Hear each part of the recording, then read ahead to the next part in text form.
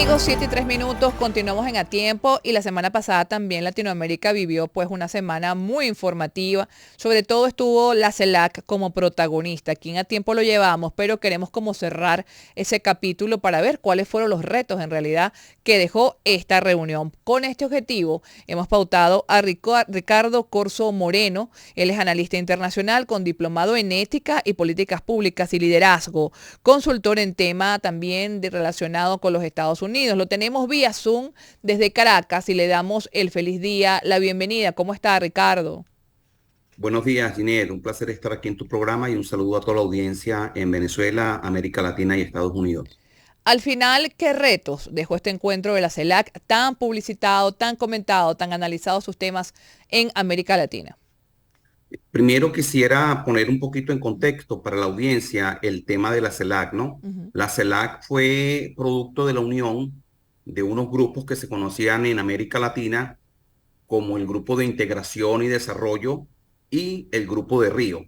Estos dos grupos se unieron y formaron la CELAC, que fue, si mal no recuerdo, en Caracas en el año 2011. Es decir, que tenemos ya aproximadamente 15 años de existencia de la CELAC con 33 países miembros, ¿verdad? De toda América Latina y el Caribe.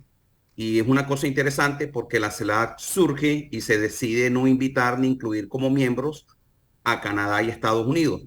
Precisamente porque, bueno, Canadá y Estados Unidos son parte de la OEA, pero siempre muchos países de América Latina sintieron que la influencia desmedida de Estados Unidos sobre la OEA impedía que hubiera digamos, una integración real de América y el Caribe, América Latina. Por eso surge la CELAC. Ahora, los retos que tiene la CELAC y que surgen en nuestra América Latina son muy grandes, porque a pesar de que la CELAC ha estado presente, tenemos un continente que en la última década ha tenido, digamos, una confrontación política, ¿no? En diversos países, no solo en Venezuela, sino, por ejemplo, en Paraguay se dio la destitución del presidente Lugo en el 2012.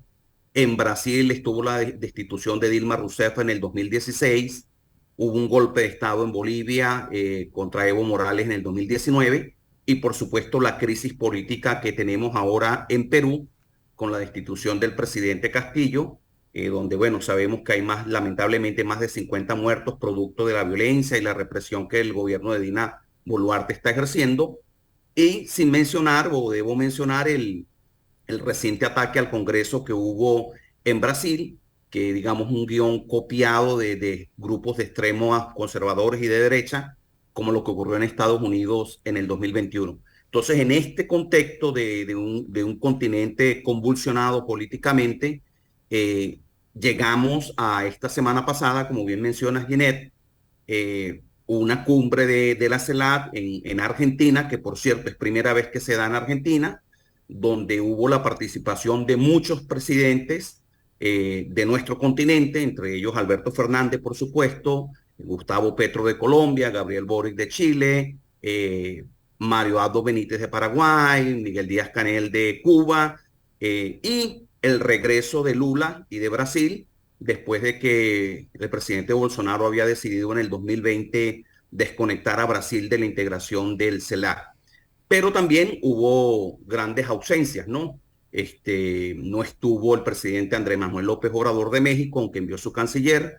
No estuvo el presidente Nicolás Maduro de Venezuela, aunque envió su canciller. No estuvo el presidente Daniel Ortega de Nicaragua, ni el presidente Guillermo Lazo en Ecuador. Digamos que este es el contexto que quería darle a la audiencia en cómo se da esta reunión de la CELAC. Y ahora, para responder a tu pregunta, Ginette, son muchos retos los que tiene la CELAC por delante, porque aparte de la inestabilidad política que hay en el continente, desde mi punto de vista, uno de los retos más grandes que tenemos como región es la desigualdad. Es decir, África sabemos que es el continente más pobre, Ujú. pero América Latina es el continente más desigual, donde se dan, digamos, países y naciones donde pequeños grupos tienen muchos recursos económicos y grandes sectores de la población viven en pobreza y en algunos países en extrema pobreza. Esto produce inseguridad alimentaria, produce migración latinoamericana hacia los Estados Unidos y para mí este es el más grande reto, aparte de la cuestión de la estabilidad política. Ahora, ¿cómo pueden contribuir? Porque una cosa son los retos que se quedan plasmados en el papel, las intenciones, pero de forma práctica, en el día a día de las naciones que usted bien ha mencionado, ¿cuál puede ser lo que ayude? ¿Qué puede ser? ¿Qué área Mira, puede ayudar la eh, CELAC en la práctica, en el día a día? yo no estoy tan optimista Ujú. porque realmente hay que fortalecer más la institucionalidad permanente de la CELAC, como también ocurría con la UNASUR. Es decir, los presidentes se reúnen en una cumbre, hacen declaraciones muy buenas, producen documentos muy buenos, pero vuelven a sus países y no hay una manera de darle seguimiento a los acuerdos que se logran en las cumbres. Entonces, esa es una debilidad de la CELAC. Otra cosa que yo creo que la CELAC debe prestar también atención a la nueva geopolítica mundial, acercarse un poquito más a otros bloques, por ejemplo, como el BRIC, Brasil, Rusia, India, China y Sudáfrica, que son bloques económicos que están surgiendo. Ya mencioné lo positivo de que Brasil regrese a la CELAC, también la relación de los países de América Latina con Estados Unidos.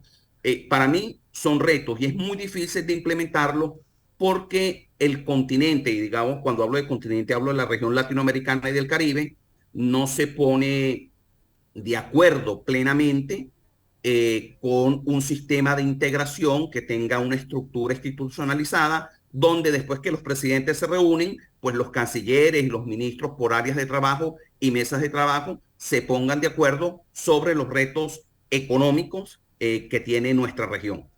Ahora quisiera aprovechar pues su preparación y su presencia también para pedirle un análisis de inicio de año con el tema de Ucrania y Rusia, que parece que va a cobrar mayores decibeles, ¿no? Han salido recientemente unas declaraciones que escuchamos de Boris Johnson, donde hablaba de una amenaza que le hizo en un determinado momento Putin. Pero en nuestro continente o Latinoamérica y el Caribe pareciera ser un lugar en paz comparado con Rusia y Ucrania. ¿Cómo se ve ese contrapeso a nivel mundial y cómo eso también determina las economías y las relaciones geopolíticas de nuestra región? Es una muy buena pregunta la que hace, Ginette, porque la Unión Europea, que ha sido un modelo, digamos, de integración de los países de Europa, sin embargo, no han logrado, digamos, superar ese tema de la guerra. Y a pesar de que Europa está integrada, pues tenemos una guerra que se está dando en suelo europeo con Ucrania y Rusia, y lamentablemente está afectando al mundo porque bueno, sabemos que Ucrania y Rusia son países primariamente y grandes productores de alimentos, de trigo, de maíz, y esto ha creado un problema serio de inseguridad alimentaria, está afectando las cadenas de suministro y está afectando no solamente el tema energético en Europa, sino para mí la preocupación más grande que personalmente tengo es el tema de la alimentación. El costo de los alimentos está subiendo como producto de esta guerra y ahora con la participación, digamos, más decidida de ciertos países de la Unión Europea, como es el caso de Alemania y también Estados Unidos, que cada día se están involucrando más directamente, proveyendo más armas a Ucrania.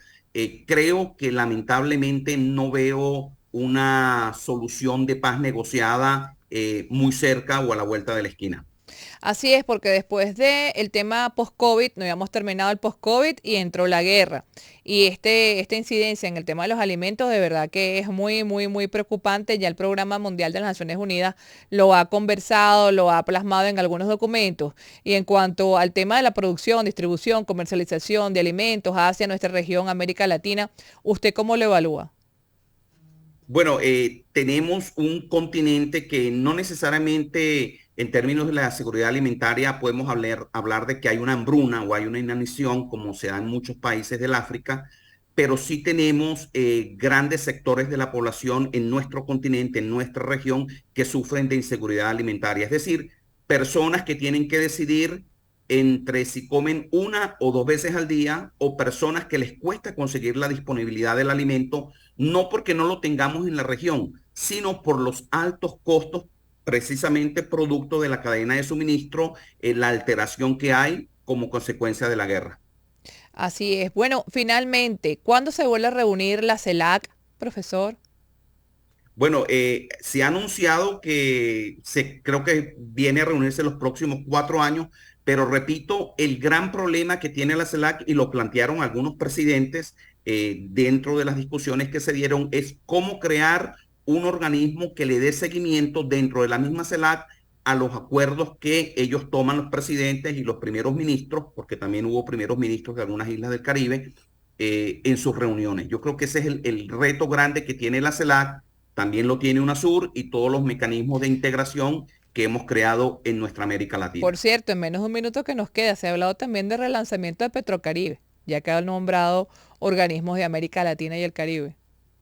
Creo que se está tratando porque Petrocaribe fue un instrumento, digamos, de solidaridad, principalmente de parte de Venezuela, para algunos países del Caribe, que precisamente tiene que ver con la alimentación, porque algunas de las islas del Caribe les cuesta mucho obtener el petróleo por el alto costo, entonces por el medio del mecanismo de Petrocaribe se les proveía petróleo o gasoil, gasolina, diésel, y entonces a cambio ellos pagaban con alimento, una especie de trueque, y también que Sí. se les daba facilidades de pago. Yo creo que se está tratando de relanzar nuevamente. Por supuesto, tenemos el reto aquí en Venezuela de que hay que aumentar la producción petrolera, que se ha disminuido por razones que nosotros conocemos en la industria petrolera venezolana, que también tiene que ver con las sanciones que Estados Unidos ha impuesto a la industria. Pero eso, bueno, eso sería tema Otro para tema, de otro otra programa. entrevista. Bueno, muchísimas gracias por haber estado con nosotros. Feliz día, feliz semana.